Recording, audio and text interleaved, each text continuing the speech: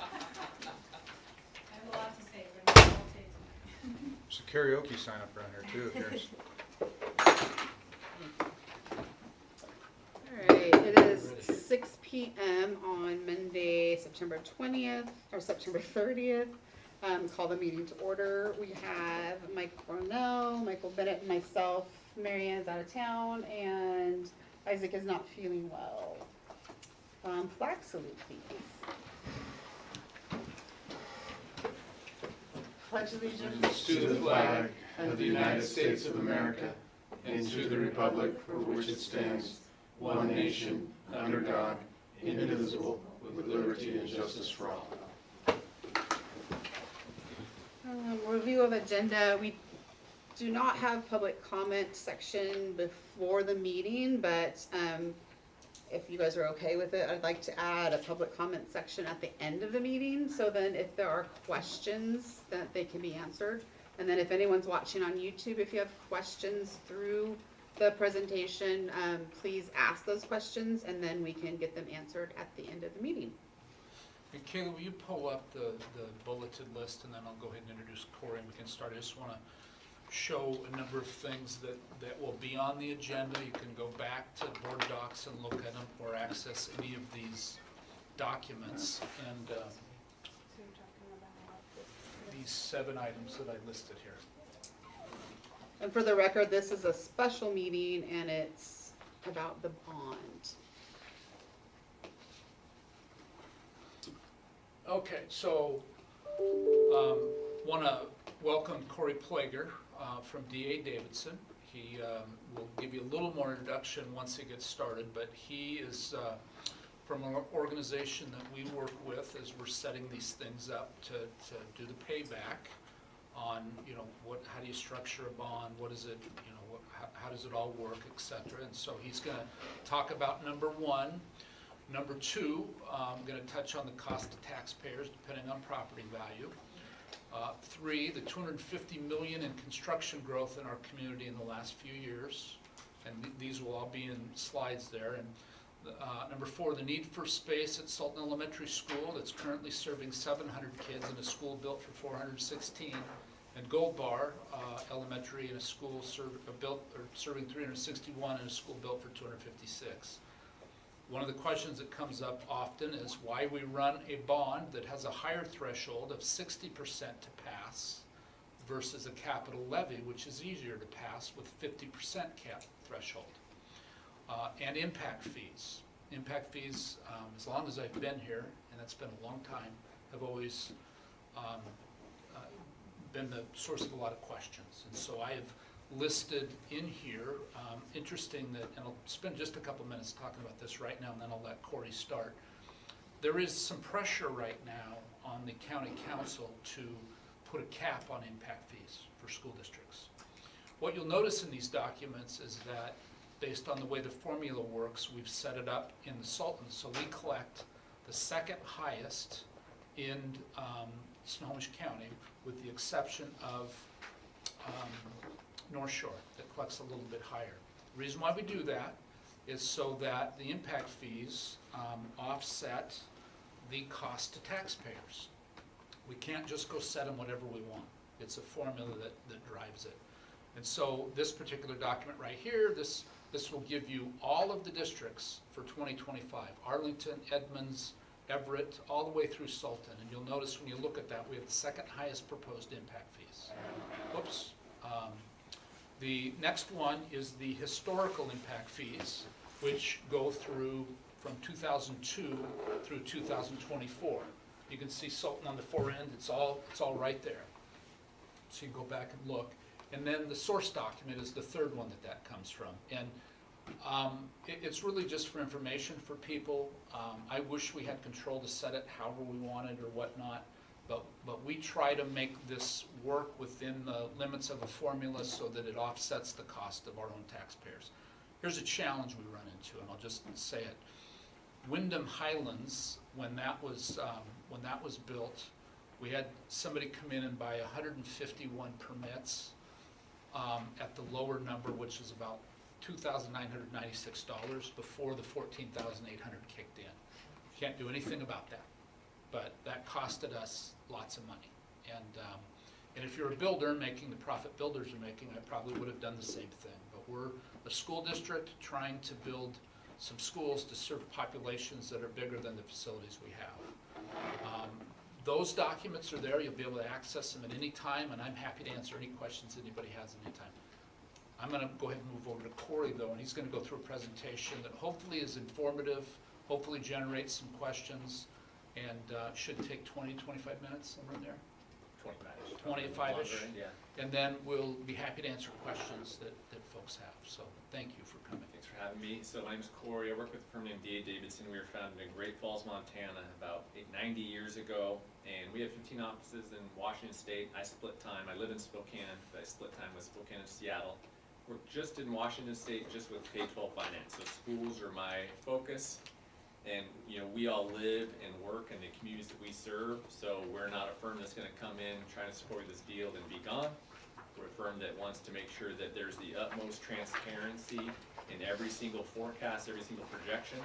So what I'm gonna share tonight is a list of data and facts with the sources, and I'm gonna explain to you a little bit more about the bond forecast and the assumptions that go into it, because we can't predict the future. We're gonna use some conservative factors for homeowners and some expected tax rates, and then we'll talk a little about some examples on what an average home would pay.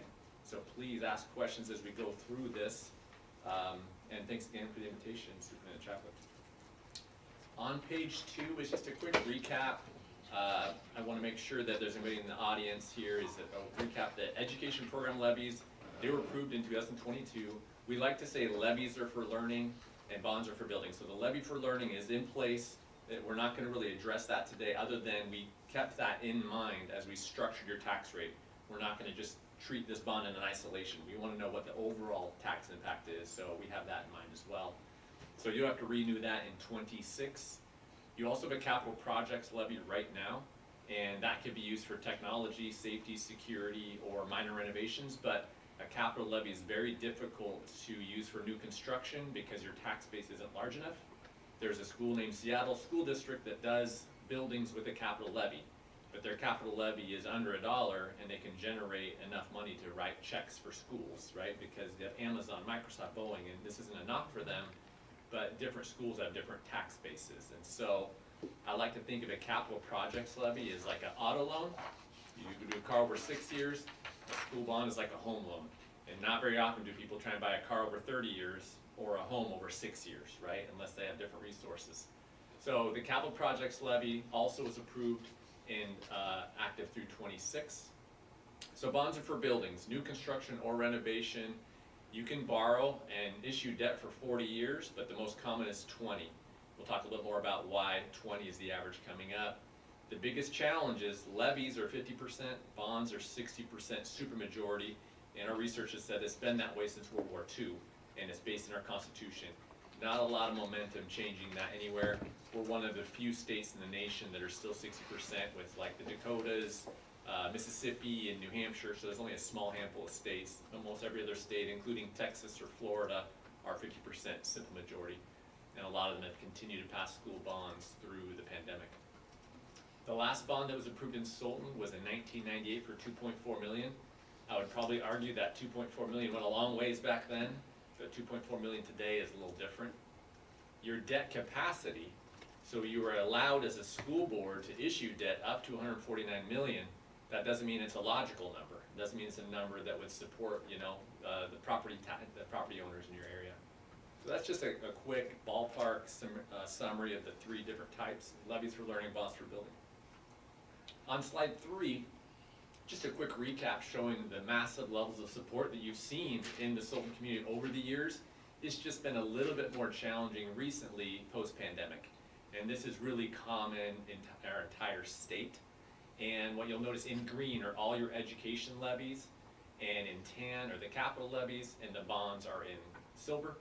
But from 1997 through 2014, amazing levels of support. Pretty strong still in 2018, right after McCleary changed our tax structure. But since then, it's been a little bit challenging. You might have seen the news about Marysville or Moses Lake or Yelm. we've had 13 school districts with double levy failures. So they tried their 2 attempts, they didn't pass, that means they get no local funds for the next year.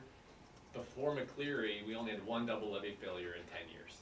So this is a tough time for schools right now, and anybody can speculate why, whether it's the pandemic or state taxes or property values or you name it. But this just shows though the support is here, that people have voted really well for Sultan over the last 25 years. Slide 4 is a list of data that I collected from the county assessor's website over time. This is one of the biggest challenges to tax measures is the assessed valuations. And this is to be a double-edged sword. This shows the strength of the economy and housing here, but you'll notice that there's been some really big increases. And I think a lot of folks will say, my home value went up 20%, my school taxes are gonna go up 20%. And that's not quite how it works. Anytime somebody's home changes value, the board doesn't have that magic power to change the tax amount. But there are some government and some municipals that is a rate base, and they do go up with assessed value. We're just not lucky enough to have that be the case here. We have to ask for a new levy every few years. And so since we're the ones asking, we're kind of the ones that are taking the brunt of some of these AV changes in our state, while there are other governmental entities that just get to keep taxing indefinitely. And so while tax bills may have been going up, you may not have noticed additional revenue to operate with. So this has been one of the biggest challenges. There's 2 challenges that we see to measures, and that is assessed valuation growth, rapid growth, and gas prices. And so as we look back over the time, how are gas prices during the last bond? They weren't the best, and maybe a little bit more lower today, but how does that impact the average homeowner instantly at the pump the day before they're filling out their ballots? So some good news over the last 2 years is things have settled down a little bit. I'm not sure if you've seen that in your community as homes are staying on the market just a little bit longer. But what happened is in 24 there was a little bit of a reset with negative assessed valuation changes, and we're back up into a little bit more positive scenario. But I have another little note here, and that is that you've had over $250 million in new growth over the last 5 years. That's pretty remarkable. So how I like to explain that is, if there's one piece of pie, and that's your tax amount, and we're all the taxpayers, we have the same size of pie, but now we're gonna slice it a little bit smaller because we have some more people there to pay. So we all like more pie, but not maybe on tax pie. So as these new people move in, whether they're from Seattle or Los Angeles or you name it, they're coming to pay some bills. And so the new construction is something that not every school district has the benefit of, and they're just reinitiating those taxes amongst the existing homeowners. You have some pretty big growth here. So I have some visuals on this. You'll notice I'm not a graphic designer, I'm an accountant and a finance person, but on slide 5, Kayla, you'll show that in a theoretical bond of $1,000 per year, and I have 4 homes, there's only 4 taxpayers in my little example here, and the homes all go up 20% in 1 year, which would have been unheard of, but recently we've seen this happens. Well, the school board doesn't magically get to increase the bond amount. Once a bond is approved by the voters, it is locked in, it is set. Same with your EP&O levy, it's set until the next election. So this just shows those 4 homeowners are gonna have the same slice of pie and pay their share of that bond. The only change that could happen is one of those homes gets reassessed at 25% and one of them is at 10%, well then we start to redistribute things. So certain people's homes, if they have the nice home on the river, their AV might grow up faster than their neighbor, and in that case they might not pay equal amounts. But in my example here this is just showing that AV growth alone doesn't benefit the school district and generate more taxes. So the next slide shows what happens if we all went up by 20%, but now we have a new home, and that new home moves in. That's when that can have an impact on reducing taxes for others if that bond amount or that levy amount remains unchanged. That's just a quick example there. However, I will share with the caveat, there's some other municipal entities, whether it's city, sewer, park, county, fire, that can adjust with assessed valuation, just not us. A little more data for you. This is off the county assessor report. This shows you the last decade of property taxes by rate. The highest rate you've ever had that I could see was about $6 back around year 2000. Your lowest tax rate was in 2020, in the last 25 years, $2.01. But in green is your education levy. In tan, you can see the very end of that bond in 2017, that $2 million bond matured. And then in brown is the new capital levy that was passed in 18 and has been since renewed. Apologize for all the earthy tones, but as I said, we were founded in Great Falls, Montana, so I'm just staying on brand with our bison stuff. And the capital levy and the EPNO levy are approved through 26 and projected to be somewhat level. How do you compare to your peers? I don't think this is data that is decision-making data, but it is interesting. And on page 8 shows the Snohomish County school districts, and it ranks them from high to low. I'm somewhat resistant to doing this because a lot of those folks above Sultan are my clients as well, and I don't want to throw them under the bus. But I highlighted Sultan. I think you're, what, 8th or 9th down there, 1, 2, 3, 4, about 10th in the row here. In all the bond projections I'm about to share with you, the expected rate or the ceiling is supposed to be $3.37. So you can see where that would move you on the list. However, this is constantly changing. For example, Lake Stevens is asking for $314 million on the same election that you're on. Arlington's asking for a capital levy. Mukilteo just refinanced bonds, their rate should come down. Edmonds just passed a over $500 million bond. So these numbers are really fluid, but I do want to share with you where you are now versus where you're projected if you're just trying to look at today's rates, where you'd be. So as I said, not probably a slide that's to make decisions, but something that's interesting. So that was setting the stage a little bit. Any questions before I talk about the most exciting thing, that's bond structure? Okay. Mike? No. Please interrupt as we go. There's 4 things that go into building a bond plan, and we're trying to establish a plan for 20 years. And the 4 things that go into this are what are interest rates currently. You may hear proponents say now's a horrible time, interest rates are at record highs. And I'm not arguing that they're not at record highs for mortgages or for car loans. I just bought a car and it was 7%, which shocked me. But interest rates for municipals are tax exempt. What that means is you can borrow at a rate lower than Boeing or lower than Microsoft because you're a governmental entity. We just helped Bremerton issue bonds and they were under 4%. So it's not that different. The last 10 years we're right on average. So is it the lowest rates we've seen? No. But it's pretty similar to where we've been in the past because they're tax exempt. So if you hear folks say it's the worst time, maybe inflation impacts on construction could be argued, but when it comes to municipal bonds, we're at a very competitive rate. So the rates we're using, I'll share with you coming up. Credit score, your bond rating.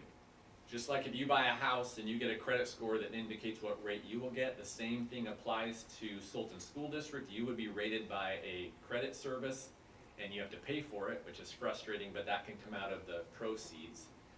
And on the bond rating, you also get to have the Washington State cosign on your bonds. So we have a program in Washington State where the board pays $100 to the state, and the state says, we promise to pay any of your debt if you can't pay your debt.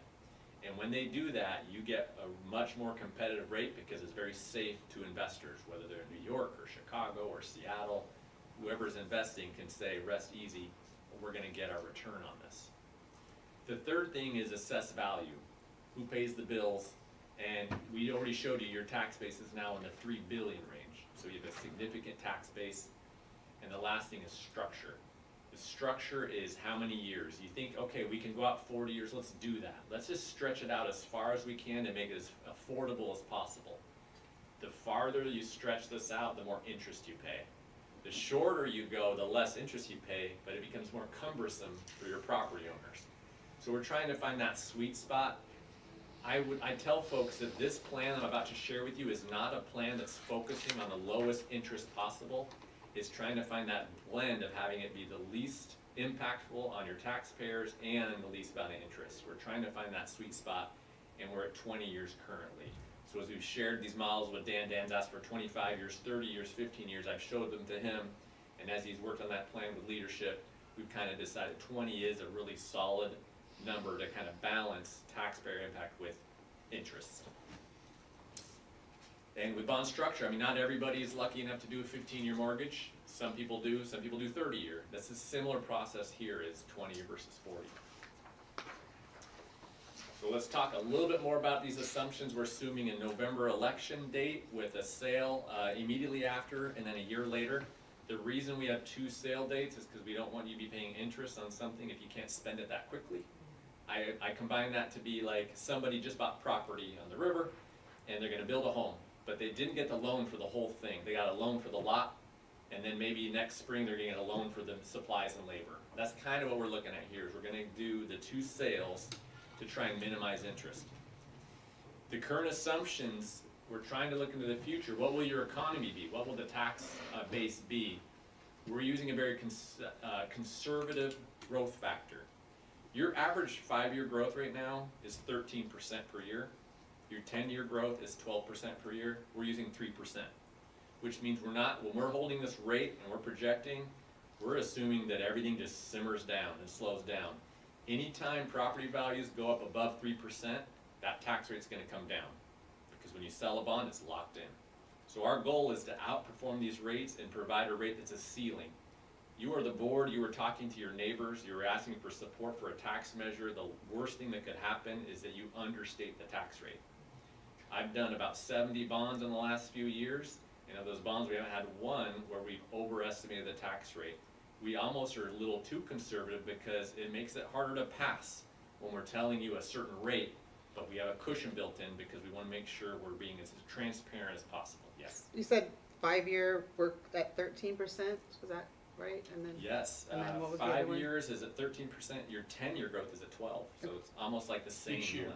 Each year. Yeah, compounding. So if I looked at your average over 10 years, it would average at 12%. Thanks. So that 3% number is also kind of a magic number because your new construction average is 2.5%. So if we involve that as well, we're trying to say here that we're trying to build into this model just new construction is who's gonna be paying each increase year over year. Because our bond plan has a slight slow trajectory to it, and so we're trying to use new construction to pay that. And as I mentioned, anytime property values in your community go up by more than 3% at the beginning and 2.5% thereafter, the rate will come down. We also assumed in these models that your EP&O would continue at $1.50, and there would be the consideration of a tech levy moving forward. And that's still to be determined, of course, by the board and by leadership, and that we're gonna let that capital levy expire in '26. We're almost done with the more boring word slides. We'll have some visuals coming up, but a few more assumptions. What do I have for market rates? We have today's rates on slide 11, Kayla. We have today's rates with a 0.5% interest rate cushion. That's really important because right now interest rates are only going down. And the Federal Reserve has made all these action about we're gonna reduce interest rates, we've got inflation curbed, we have the jobs data coming out. So we think rates are gonna keep going down. However, I just put a cushion that rates can go up 0.5% and we would still meet our target. So anytime rates come down, our cushion just keeps getting bigger and bigger. I have a 75 basis point, 0.75% cushion in the second sale. Again, if rates just keep going down, this cushion's unnecessary, and that means we're overstating the rate. The average interest rate we're using is 4.55% and 3.89%. So if you back out that cushion, I think rates today currently for Sultan are 4.05% and 4.14%. These bonds also have the ability to be refunded should we see in the future rates go lower. That chart is just a visual of the rates. I mentioned that we're right around 10-year averages. We're just a lot higher than we were during the pandemic, but not everybody's lucky enough to pass a bond when we're in virtual school, right? I don't think anybody passed a bond when we were all virtual. So the only people taking advantage of that low rate were ones that just passed it before the pandemic or were refunding debt. We refunded Olympia at 1%, which was just absurd. Okay, so here's the chart. Why do we operate in tax rates? The reason we operate in projected tax rates is because we're trying to create a tool where an average homeowner could do the math. They could take their home value and apply it to a number and think about what it might cost them, and we have that coming up. But this is assuming all of those factors that we just shared, a $79.7 million bond over 20 years, and yours is just a little bit tricky because you have a couple moving pieces. You'll notice the EP&O levy coming along. McCleary limited you significantly local. They raised the state tax. and drop local tax in 2019. That's why there's that big drop off. But the reason yours is a little tricky is because you still have that capital levy for 2 more years. And our goal was to try and create a very level, predictable tax rate. So we did something that we call wrapping around the debt. So we thought to ourselves, can we do a model where we build it to when the capital levy matures, the bond fills it in. So we started as low as possible to have a little impact on your taxpayers, but then when the capital levy's in, we're gonna absorb that tax into this bond as well. So it's a little bit of a moving target to explain, but the goal of this was to try and keep rates predictable and level, and that's why we did that. Otherwise, that 84 cents in the beginning would be much higher, and then you would have a tax rate drop in 27. So this shows here that the bond, should it be approved by the voters, would increase taxes by approximately 84 cents per thousand in that tan color. And when the capital levy matures of $1.03, that will be pulled into the bond. So essentially your bond is a little bit more interest only in the front end. So what does this mean for a homeowner? As I said, we talk about rates so we can compare year over year and so people can apply it to their value of their homes. If you see on page 13, we do one example. And the example we do is we're trying to find the average home value. I know average and medians are so different now. You can have a home that's worth $200,000 and you can have a home worth $1 million. So we tried to just pick something in the middle here. But I mentioned the $79 million is estimating 84 cents in the first year. That would be $426 per year for a home that's estimated to be $500,000. So do you think that's an applicable average? Does that seem like it's probably the middle ground here, or is it a little low? Might be a little on the low side. Yeah. So the good news is anybody can take their home, if it's 600, and times it by 84 cents. So they would just slice off the final 3 zeros of their home, take 600 times 84. This means $35 per month. I would make sure the board knows that's about as low as we can go when we're doing comparisons. We're not supposed to be able to do, that's only this much per week, this much per day, a penny per second, etc., a cup of coffee a day. The Public Disclosure Commission thinks a month is about as applicable as it can get to share with people the impact to them. I also have a little flag here. Senior citizens and people with disabilities may be eligible for exemptions. We have that built in here. What we notice is when bonds are approved and we do our job right, we're making sure a lot of people on fixed income know that there's exemptions. So we see a spike in exemptions anytime a bond passes. There might be people paying taxes right now that didn't know they didn't have to. And so we built that into our model as well, that some senior citizens may have some exemptions.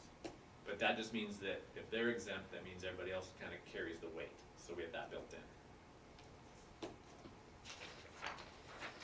So I mentioned that yours is a little tricky because of the end of that capital levy and how we wrapped around the expiring levy. This is trying to do a visual for that. This is also going to show you at the bottom what we forecast those home increases will be as we consider new construction. So on the table you'll see a home valued at $500,000 today. We think might be $508,000 next year, then $515,000, et cetera, et cetera. And this shows that the capital levy today is $460 per year.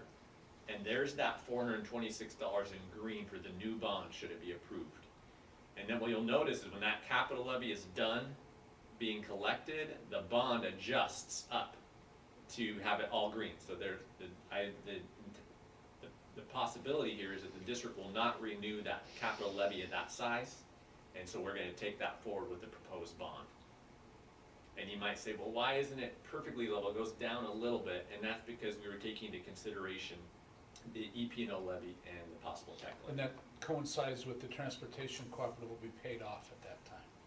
Won't be any debt on it at all. But it was hard to do that with a capital levy, let alone trying to do a school. So the reason I said it's also complicated is because some pundits and some opponents of school finance will say that the new cost to any taxpayer is going to be X, Y, Z, and they're taking into consideration in 27 when it goes to the full amount. So what we like to tell people is this is how much more you're going to be paying over the prior year, so we can do apples to apples. But if you look at the green, if you do the math, you can see that in 2027 the tax goes up, but it's replacing an expiring tax. So you can see while a pundit might say this is how much it is, and they're not wrong, they're taking out of context that the capital levy is disappearing, that people were accustomed to paying. So we're trying to share with people what the new amount will be year over year. Just not telling the full story. Yeah, their math isn't incorrect, but everybody has their own assumptions. I also use in my assumptions a new construction value, and they assume that there's no new construction. So there are some different viewpoints that I might disagree with, but to me, we're trying to focus on what will be the increase, and then can we keep it level therefore after. We also hear from pundits about bonds. Why do bonds? Why do debt? Why pay interest? Interest is kind of a four-letter word. I think it's a little bit of a challenge, and Kayla, on slide 15, we'll show a couple bullet points here. I think when somebody asks you when you bought your home, how much you pay for it, I don't think any of us add in the interest. We just talk about the market value. And I'm not trying to say that we're not transparent and have numbers available at any time of what we expect the interest to be. But what I'm saying is interest is kind of an unnecessary evil, right? We don't have grants. The state isn't willing to give us interest-free resources. Whether it's a freeway or a bridge or a library or a park, almost every one of those projects is built with bonds, with interest. So you'll hear some people say, maybe you should just do a capital levy, like Seattle does, or like Lake Washington does. And I think while that would be a great option, the problem with the capital levy is your tax base isn't large enough to build schools with that. So we did an example. Dan asked me, he's like, will you do a 6-year capital levy at the same rate that we're proposing for this 20-year bond, and tell me how much that would generate? It would generate $28 million over 6 years. So you fall short. It's a good amount of money, but it falls short of what you need. And you wouldn't have that $28 million until the 6th year. You'd wait each year for those proceeds to come in, and construction inflation is a pain, right? So your $28 million isn't worth $28 million at the end of that 6 years. So it's a great plan B for districts that have tried and failed, and now they're looking at just trying to get something accomplished, but it doesn't generate the $70 million. Now, reverse that. If you're gonna tell you what it would cost to generate $79 million, you would need a $4 levy over those 6 years. And I mentioned you were trying to balance interest paid plus impact of the homeowner, and that $4 rate is an increase to taxes, not a total rate. So imagine your EP&O levy and then add that on top of it. So as I mentioned, capital levies are collected locally, no interest associated with them. However, the changes are cash flow, how long you have to wait to start your projects and wait for tax collections. Bonds, however, when you get approval, you issue them up front, then the taxes you collect pay principal and interest. And as I said, we lock that in for 20 years, we know exactly what it is. That's a lot of information. However, I know you have this on your website. You can refer to it. We have a few extra copies if folks want them. We can pass them on. We don't have everybody here.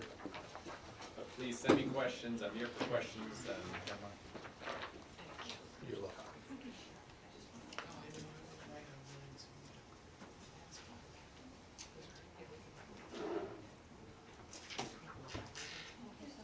Do you guys, Yeah. Michael, do you have questions for Corey while he's No, here? very well, Mike, well put questions? together. No, appreciate your time. And frankly, you know, I looked at the dollar, what was it, $1.63 or whatever, I was looking at that, it makes a lot of sense. The taxes are only going up 84 cents per thousand.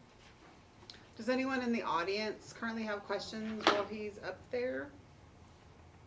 Anyone? So does that include both bonds? Because there's the first one and then the second one. Yes, so we kind of built them as you know, overlapping and connected together, right? So when we build a bond plan, we have to plan all the sales together. So some large schools do like 500 million, they'll do 6 sales. And we have to puzzle piece them together with the future to make one consistent stable rate. So yes, then both. So on the second one, Corey, I had a question about this because we're collecting impact fees, but the developments don't always come in the timely way that we want them to. But let's say 79 million it passes. We've figured in the money, and then there's more impact fees than we planned on. We don't have to sell the second part for as much as we advertised. Correct. To save the taxpayers money, correct? Or if there's more state match. Yeah. Or there's yeah. So when you split out into 2 sales, it gives you extra flexibility. It gives you more tools to manage tax rate and try and keep it as low as possible. But things change. And you don't have to do it in December of '25. If it's going a little slower, you could sell it 6 months later We and just save don't, money. the project doesn't need all the money up front. You don't want to pay interest on it. Exactly, and you can do it in 3 sales. You can do it in 1 sale. So we planned Bremerton to be in 3 sales, and they said, interest rates are high right now, let's sell it all and put it in the bank, and let's earn an interest up to arbitrage where we can. So there's a lot of flexibility. The board establishes a resolution that shows the amount, the final maturity, and some parameters, but the actual selling of the bonds and the dates is flexible for you. You will adopt a bond sale resolution, locking that down when you're ready. So the resolution is asking for support, and can we do this? Then there'll be more resolutions in the future where you guide maximum interest rates, maximum terms, and you will set more controls on it. And I think that's something that we really need to push out there, that it's not gonna be more than we asked for, but it could be less. And I think that's important. And it's not common knowledge that you have a half a point built in. I'm aware of that, and I tell people, but, you know, it just isn't something we talk about a lot.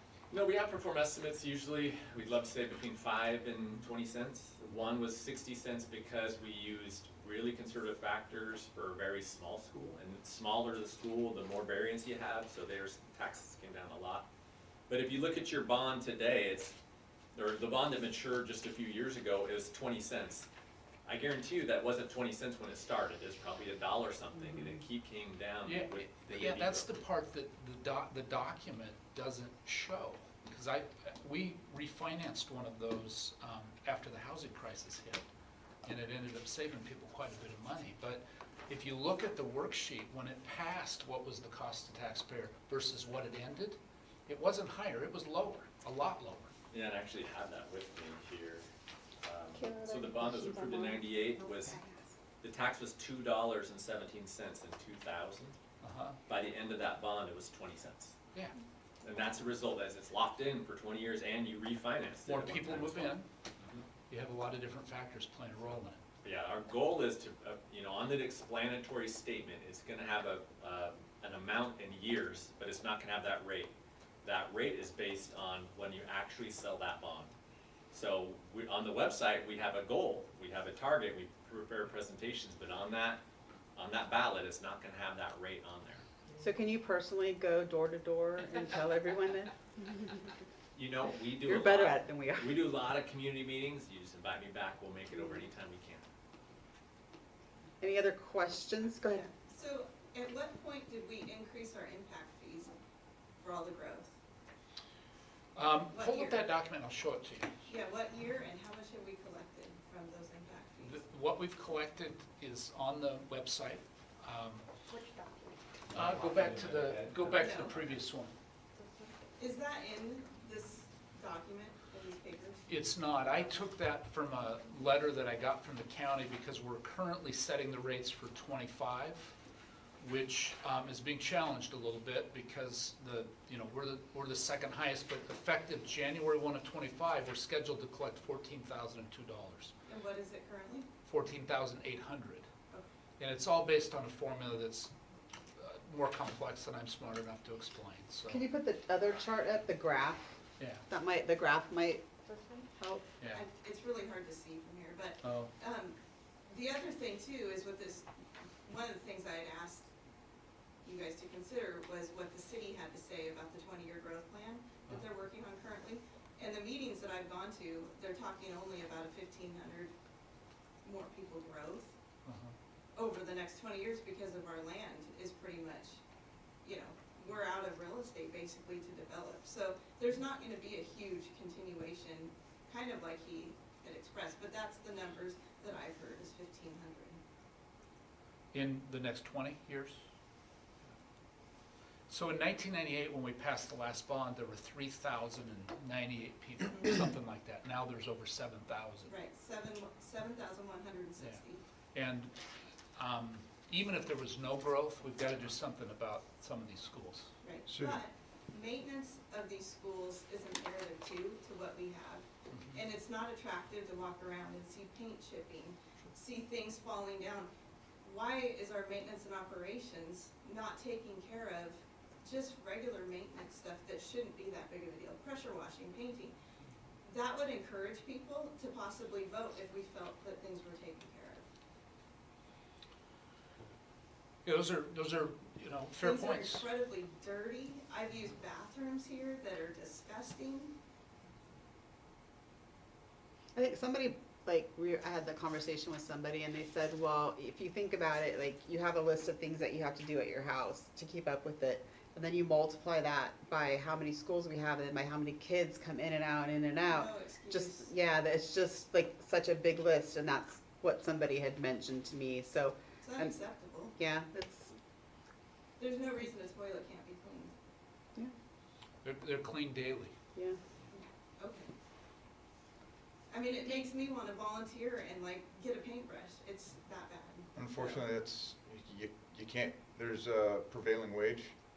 I know you can't. Yeah, I know. I'm saying it makes me want to. I talked to my wife, I joked, I said, I'm gonna buy, paint and sneak over the fence at Yes. night and do it myself. But at the same time, you know, can't. Right. exactly. Yeah, no, I Um, understand.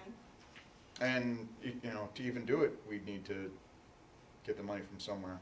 Well, there's Part maintenance of the and challenge, operations. just to give you. Well, that maintenance money is being spent as well. I mean, that's Right. also And available. salaries. I mean, certain focuses need to be shifted a little bit. I mean, Which and I focuses? think you'd be more successful. So I mean, have you volunteered on the CVAC committee? Have you, On the what the committee? Community Facility Advisory Group? No, I don't think so. I would really encourage you to come there, because that's where we are discussing exactly what you're talking about. Okay. Those are the When is things. that? Right now, it's on pause for the bond, Okay. but they will pick it back up. But I would really encourage you to come there, because part of that group is what set what was gonna be worked on for the next, when we did the capital levies. Because when we went through that, a whole group of community members went in and said, these are the most important things that we need to fix. So I would really encourage you to come on out and be a voice there. Yeah. And if there's other people that you know, Me too. bring them, because I have been helping with that committee when I was on the board, when I was off the board, and back on the board. And the Go to Bill and Brenda's. attendance is pretty low.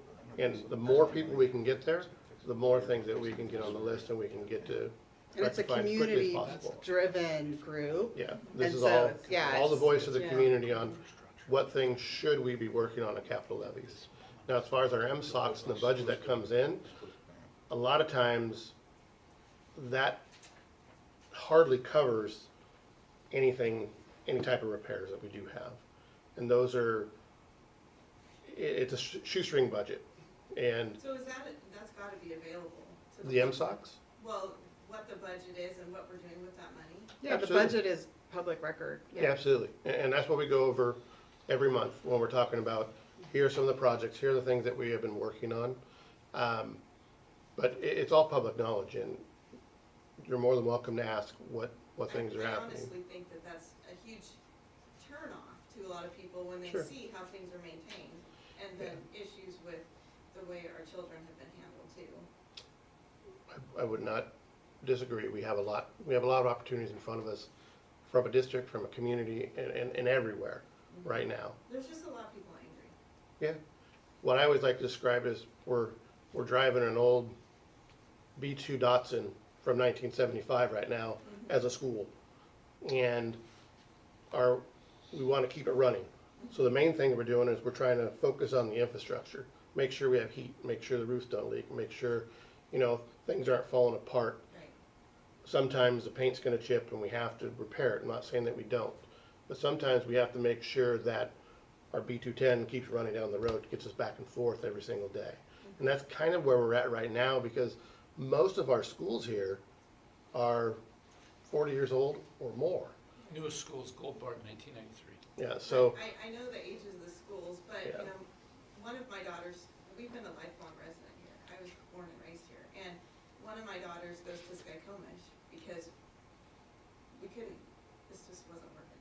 Yeah. And, that school is built in like 1932. It's beautiful and well-maintained. sure. These schools were built 1972, 1998, I think, and, the middle school was rehabbed in 96. One of I the think we things, do it one of the things that Huh? we're trying to do, and I know that we've been trying to do for the last 10 years. We can't continue, there were a lot of sins of the past, things that were done poorly in the past. Right. And we're trying to get better now. And every year we're trying to get better and better and better. And that's what our goals are, to make sure the kids that come in are safe, the kids that we are educating. That's why we started the kindergarten program to try to make sure that children are coming in ready for school and That's another question, and actually, working. that you bring that up, is that you brought more kids to this campus for preschool, is that correct? We sent them out of this school. Okay, so what was the preschool or kindergarten, is preschool program, I thought, that, Transitional kindergarten. yes, and it's here, correct? Last year, this school had 2, this year it's got 1. Okay. There was some program, I thought. It's called that- Transition to Kindergarten. Okay, But our first enrollment, there were 63 more students enrolled to start the year than our budget. 49 of them were between Gold Bar and Sultan Elementary School. And so, this school has 700 kids in it right now. We sent kids out just right, well, out that of was my concern. question, was why are we creating programs for more students when we're already over capacity? You're trying to balance that, like the capacity, with the kids that the kids that we get every year that are starting kindergarten. They're not ready for kindergarten. So we're trying to expand those programs so we can get the kids a little bit younger. And so when they do start kindergarten, they're ready, because I then our get that. test scores are down and all that kind of Right, stuff. I So, yeah. understand that, but It at the should have same helped time, with class management so that you have everybody that's ready for kindergarten in kindergarten and not a mixture, so then you can remove some of those kids, right? Is that kind of what you're trying to say, or? Having fewer kids in the school who aren't doing as well is not doing the kids here any justice. right, Correct. So even if it does create more crowding, but they come out of here with better grades and a better right. education. No, I agree with you, but one So- of the big pushes is we're overcrowded. So And that's why we we're running, need- and that's why we're running the bond, and that's why we're Right. asking for the bond. No, I know, that's what I'm saying, is that's what you're pushing, that's what we're overcrowded, but then we're inviting other programs, which I'm not saying aren't needed. Mhm. I'm saying that it's creating more. I'm trying to understand your point though. I think. If you're suggesting that it'd be better not to bring those kids I'm in, not saying that, that's not what I'm saying. okay, so what is Okay, the proposed solution to what having I'm- more room? Okay, what I'm saying is, I'm not saying it's not a needed program. That's Uh-huh. not what I'm saying. I'm saying when it has been advertised in different places, it is Uh-huh. saying an X amount of number.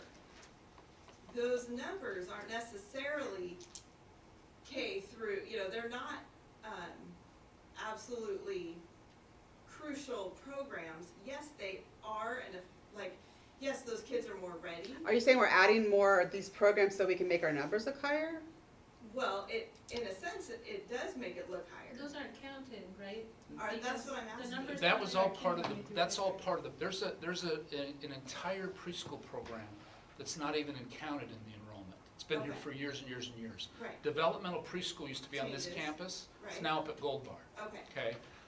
Just because we could see that, we were just, There was a room.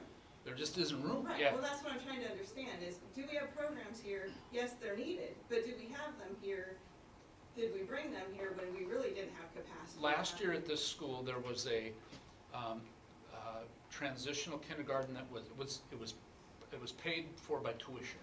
Okay, so the parents wanted it, paid for tuition. And there was a developmental preschool. This year, there's only one preschool here, Okay. and that's transition kid. The developmental preschool went up to Gold Bar. So there's 18 kids that are part of early learning programs that would make up some of that number. But when I say 63, I'm talking 63 over budget, not 63 that, when we planned the budget in the spring, we knew the programs that were gonna be here.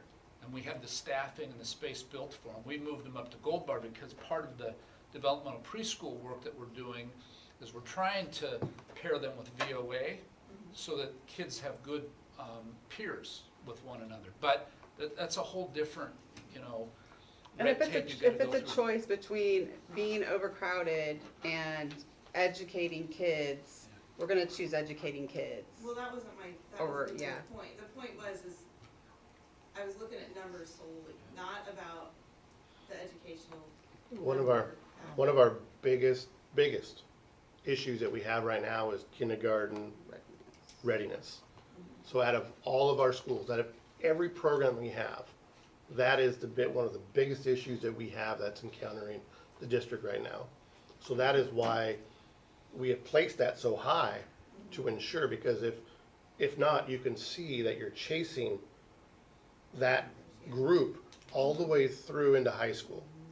Because you have this group of children that are still kind of chasing, you have teachers, you have extra resources that are dedicated to it. So the more that we can get our kindergartners ready when they come into kindergarten, eventually that should help the whole system.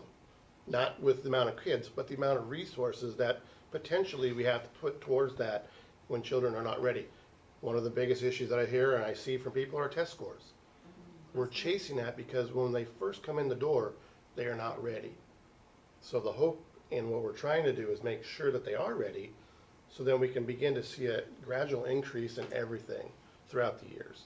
And we've only started that for 3 years, and you can already see the growth from last week at the last week board meeting. You can see the numbers are going up. I understand what you're saying, that, I mean, if you're looking strictly at numbers, That's all I was talking about, is numbers. sure, but unfortunately, you know, the business of the school is the education. Right. And if you're looking at the numbers in a vacuum, your point makes sense. Unfortunately, it's the entire picture that needs to be taken into consideration. No, I understand, I'm just saying that those are things that have been said as a Sure. blanket statement, and I just wanted to make sense of Sure, Absolutely. okay, Absolutely. so does it make sense now? more so. So if This is how I see it, Uh-huh. and I might be wrong, because I don't wanna I'm not representing the school at all, I'm just a parent. So if they do transitional kindergarten, I feel like that would help long-term with class management, because I just picture the teacher having a class full of kids, some are ready and some aren't ready, and so it slows the class down, I think the having to concept- manage yeah. both kids. And so if they have transitional kindergarten, and so now they're pulling those kids that aren't ready, now we have a strong class that's ready to go at a normal pace. Right. Am I, Yes. so this helps long-term, and it also, I feel like it also helps with the numbers, because, again, with class management and then pulling some of those kids out, so. that's how And I see guess it. the way, Carrie, to add a little more anecdotal information to it, this year at Gold Bar, we have 73 fifth graders. We've never had a number like that. And that's clearly not early learning, that's just the kids that show up. At this school this year, we have 120 kindergartners here, and it fluctuates, it's gone up to 122, down to 119, up to 120, and those numbers start to fill in. And so that doesn't even count any of the preschools. So the grades, especially the early grades, because many of these neighborhoods have young kids and young families, just a lot of young kids. I have another question, just a question. What is the numbers of out-of-district transfer students from this district? Especially, I mean, I'd like to know what those numbers are, and then what they are when they hit middle school and high school. Transferring out or in or both? Out. We've got that data. Yeah, I'd love to see Yeah, that. there's, Because I know I've heard from several people, just feedback, that there's an enormous amount of people that when they get to middle school and then high school, they're leaving. And so I'm just wondering what those numbers are. I've heard that too, and I think we talked about this last year, and the number wasn't as high as what was And being why are they portrayed. leaving? we have done exit surveys with people. The number one program we lose kids to is Sky Valley Ed Center in Monroe. We don't have a program like it. Right, but there's roots of why. It's not just that. It's not we don't have a program like it. There's some serious stuff why these families are leaving, and that's funding that is leaving our district. And I'm one of those families. And so I just want to know why this is happening, you know? I'm a former educator, and I worked in the Shoreline School District, and it has a pretty good reputation for both education and quality of the school, support from the community, that kind of thing. I taught elementary school, and we similarly had people leaving at middle school. In our district, which had lots of resources, lots of supports, there just wasn't a lot that we didn't have for the students. I don't know what it is here, I'm new here, I've only been here just over a year. But one of the things that was a transition was the shock from a small elementary to a larger middle school, to a shift in kind of schedule, to homework, to sports, to everything. And the one thing that had control over the families had control over was where their kids went to school. So they would move the kids out. Sometimes they'd come back in high school, sometimes they wouldn't. But so that's one thing. I guess if I were asking that question, I might ask that question of different districts as well. Because we know, people are disenchanted with our district is why you're asking the question, I think, that's what I'm hearing. But does that happen in other school districts? Probably yes. And why? Maybe the same reasons, maybe different.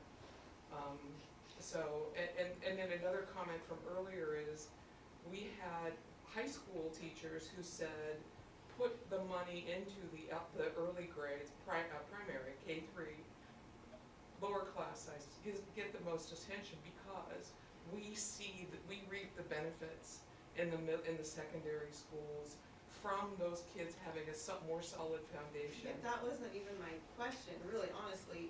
My question was solely about numbers. I understand the concept of making sure you have a firm foundation for them to thrive from. I get that. But my question here, back to my question, is why are we exiting at middle school? And you've heard that, Gigi. What is going on and what are those numbers? That's what can I get that information? Yeah, and a lot of the stuff that we're talking about is public record, so all you have to do is call up Dan or Kayla and say, hey, I want this and this and this, and you'll get it. But yeah, I'll make sure that I've got that written down, that we'll get that for you. My point is that you're asking people to approve this, but a lot of people feel dissatisfied and let down.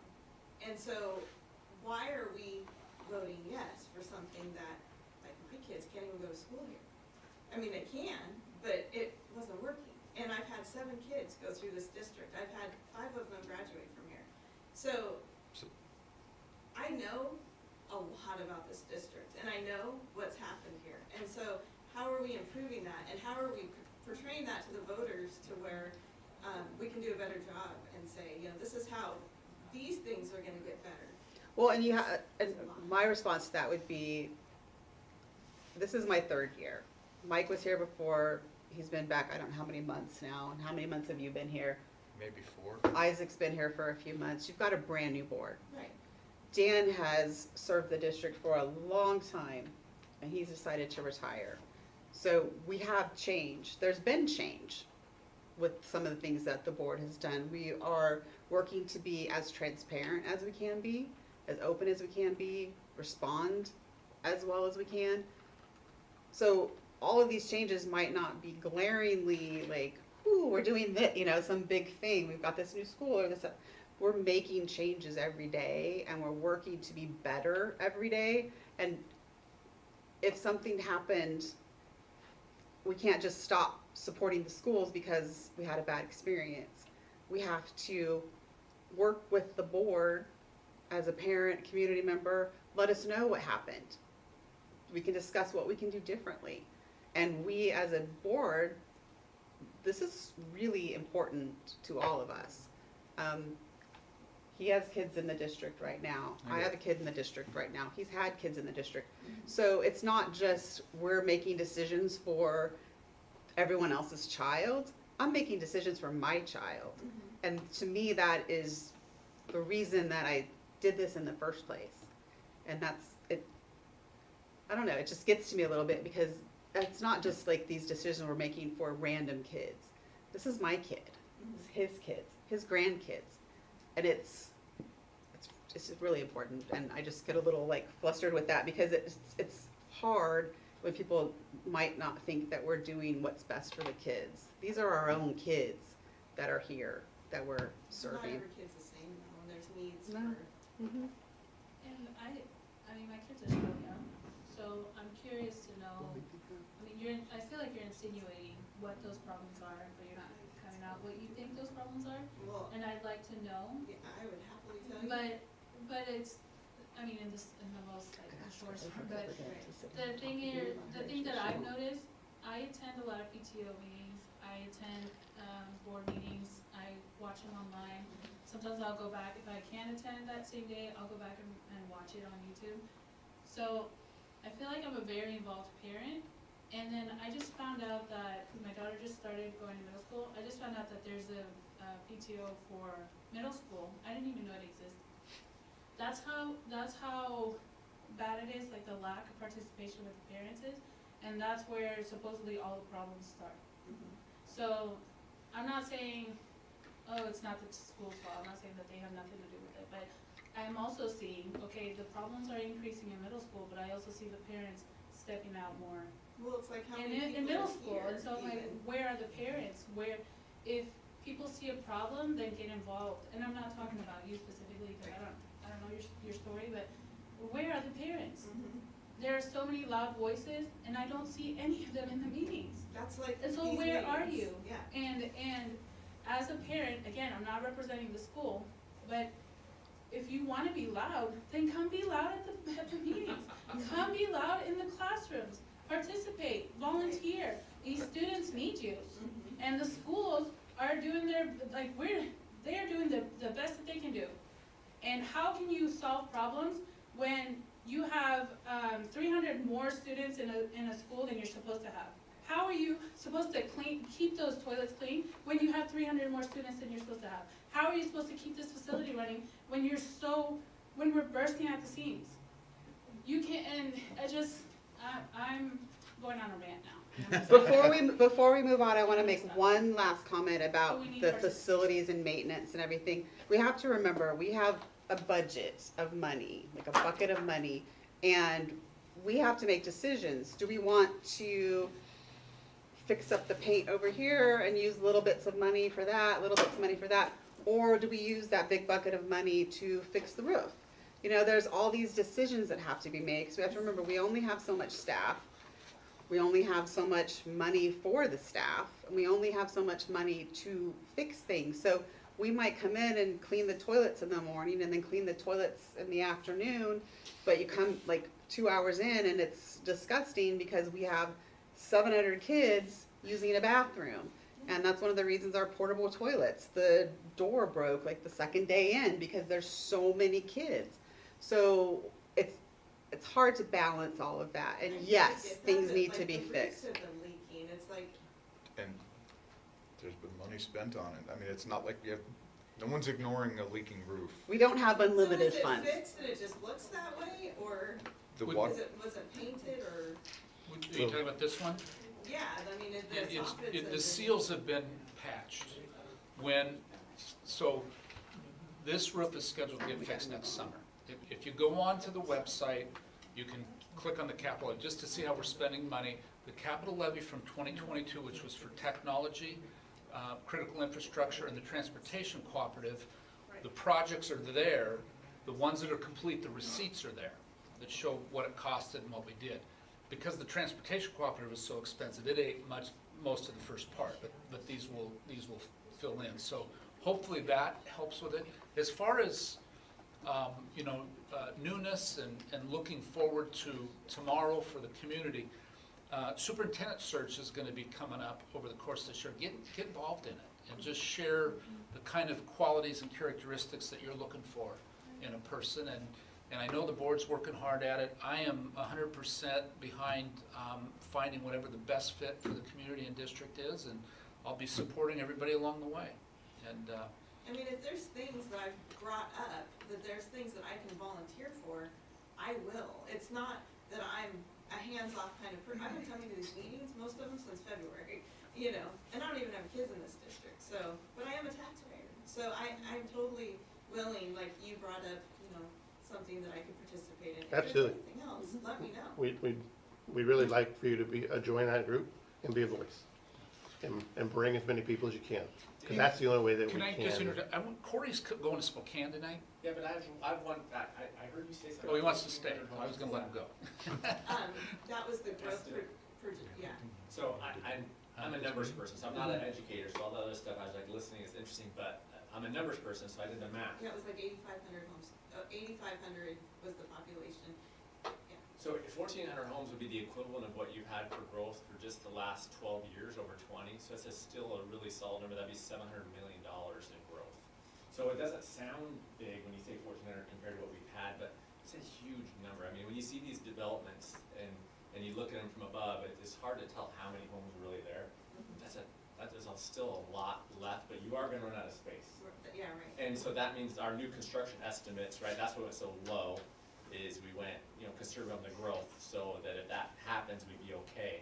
But I was gonna say, that's 700 million in new taxes that the And community. I know one of the concerns is the district working with the city, and that is a yes. When they do all of this, they're taking all of this stuff into account to get these numbers that he did. That's why we don't do this. We hire out for it so that we know that it's done correctly. And I believe there's a planning board meeting tomorrow night, the city, so.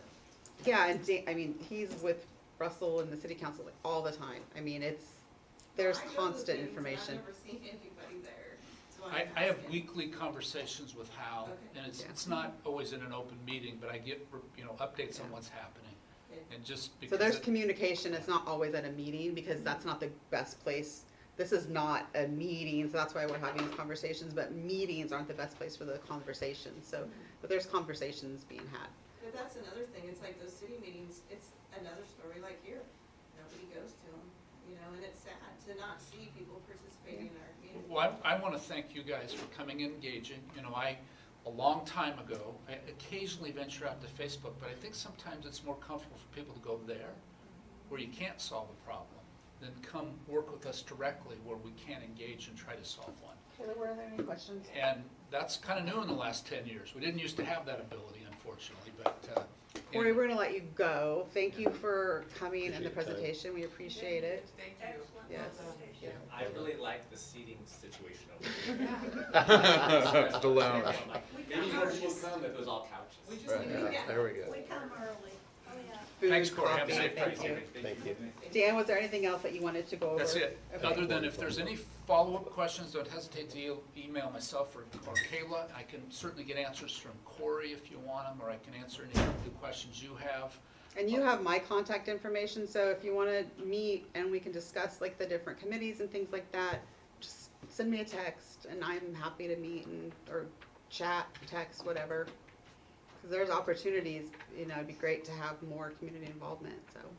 I would just like to understand what issues are driving your decision to take your children to Skokomish. Bullying. My daughter Lacey, which you know Lacey, she was, in 2023, she graduated, she was bullied terribly at the high school. She had nachos dumped on her and punched in the face. She had to restrain a student that she had known since kindergarten by her hair, holding her to the ground until somebody could come out. Lacey's never touched anyone in her life. This is something that I would love, because Yeah. you and I have talked a little bit, but I've asked, like, can we sit down and talk about it? And it sounds like maybe you're ready to do that now, so that would be. I'm just mad, Bullying is bad everywhere. I Yeah. have cousins in Bellevue School District and the Renton School District. Yeah, but the way it was handled. Okay. I had a kid, that graduated in 2020 with extreme health issues. I wasn't strong enough to come to a board meeting. Okay. Well, let's have a conversation. Okay. I know, I was getting teared up just talking about my kid and, it's hard, so thank you for coming, everyone. And, if there's any follow-up or anything, just, you know where to find us, okay? And it is 7:09. Oh, can I get a motion? Motion to adjourn. Thank you, all in James. favor? Aye. Aye. All right. Thank you, everybody. Thank you for coming, everybody. Yes. One of the ends. I know. Okay, if I go here a little more, huh? Yeah, absolutely. Absolutely. Absolutely.